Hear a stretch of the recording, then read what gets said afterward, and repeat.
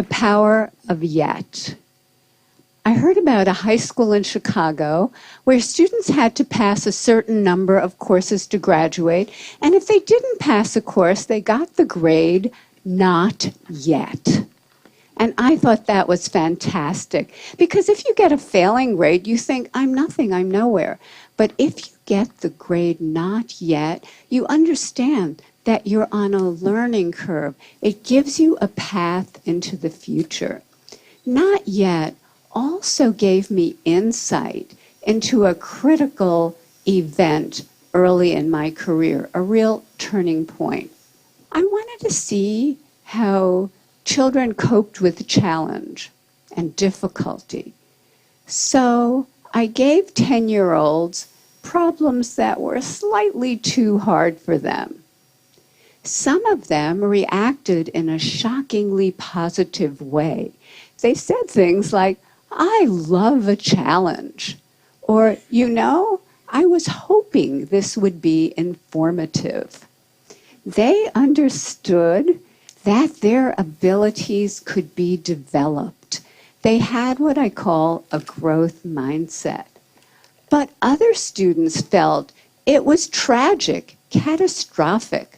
From their more fixed mindset perspective, their intelligence had been up for judgment, and they failed. Instead of luxuriating in the power of yet, they were gripped in the tyranny of now. So what do they do next? I'll tell you what they do next. In one study, they told us they would probably cheat the next time instead of studying more if they failed a test. In another study, after a failure, they looked for someone who did worse than they did so they could feel really good about themselves. And in study after study, they have run from difficulty. Scientists measured the electrical activity from the brain as students confronted an error. On the left, you see the fixed mindset students. There's hardly any activity. They run from the error. They don't engage with it. But on the right, you have the students with the growth mindset, the idea that abilities can be developed. They engage deeply. Their brain is on fire with yet. They engage deeply. They process the error. They learn from it, and they correct it. How are we raising our children? Are we raising them for now instead of yet? Are we raising kids who are obsessed with getting A's? Are we raising kids who don't know how to dream big dreams? Their biggest goal is getting the next A or the next test score? And are they carrying this need for constant validation with them into their future lives? Maybe because employers are coming to me and saying, we have already raised a generation of young workers who can't get through the day without an award. So, what can we do? How can we build that bridge to yet? Here are some things we can do. First of all, we can praise wisely, not praising intelligence or talent. That has failed. Don't do that anymore, but praising the process that kids engage in. Their effort, their strategies, their focus, their perseverance, their improvement. This process praise creates kids who are hardy and resilient. There are other ways to reward yet. We recently teamed up with game scientists from the University of Washington to create a new online math game that rewarded yet.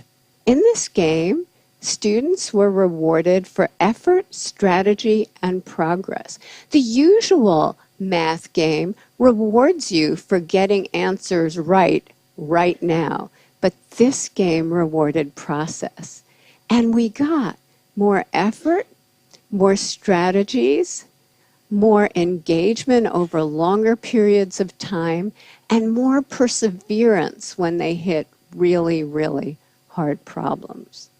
Just the words yet or not yet, we're finding, give kids greater confidence, give them a path into the future that creates greater persistence.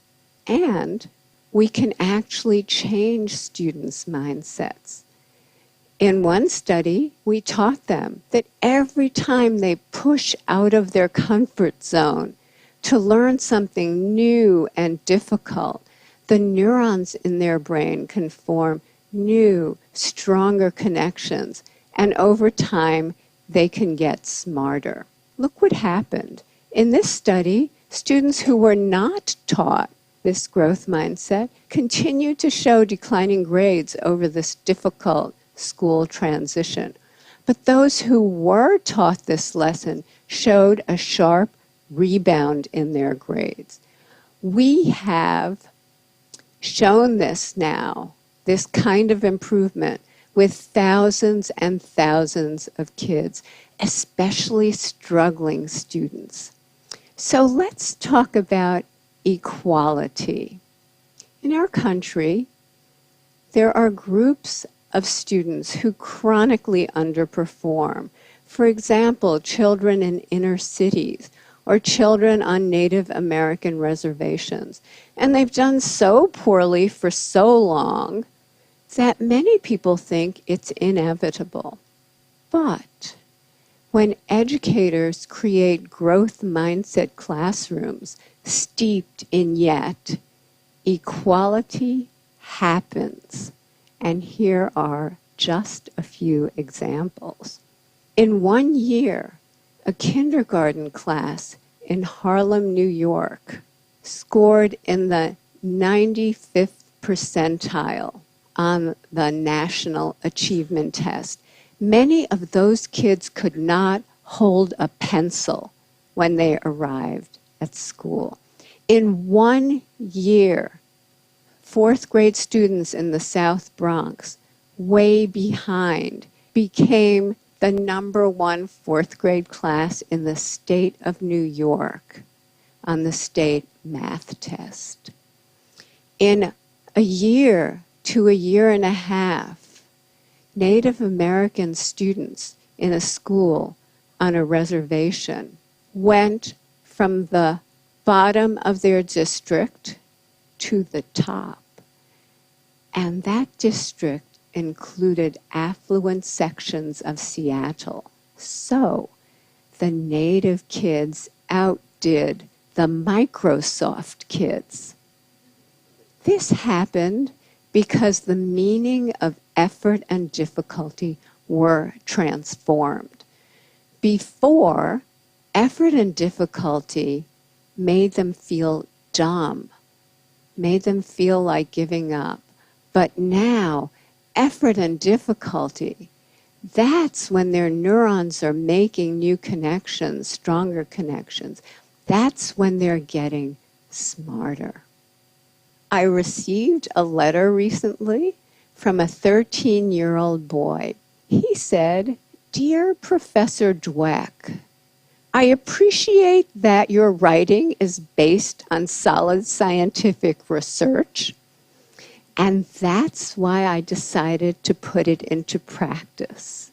I put more effort into my schoolwork, into my relationship with my family, and into my relationship with kids at school.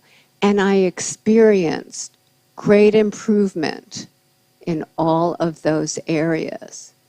I now realize I've wasted most of my life." Let's not waste any more lives, because once we know that abilities are capable of such growth, it becomes a basic human right for children, all children, to live in places that create that growth, to live in places filled with yet. Thank you.